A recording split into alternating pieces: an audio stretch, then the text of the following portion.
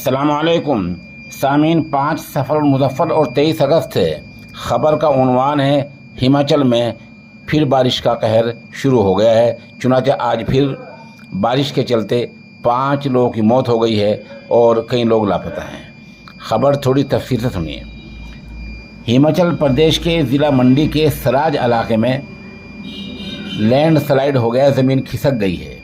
यहाँ पर पहाड़ी से लैंड स्लाइड होने के बाद एक घर पर मलबा गिरा है। पहाड़ के पत्थर ज़मीन ऊपर की एक मकान पर गिर पड़ी। इस हादसे में 2 लोगों की मौत हो गई है।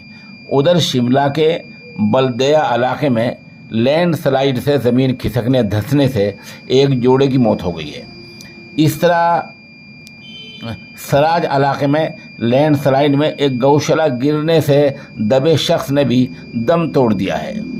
उधर सराज इसम्बली हलके में अब तक कुल 10 लोग लापता बताए जा रहे हैं। इत्तला के मुताबिक शिमला के गांव शोल बल्दिया में भारी यानी लैंड स्लाइड हुआ है, ज़मीन खिसकी है।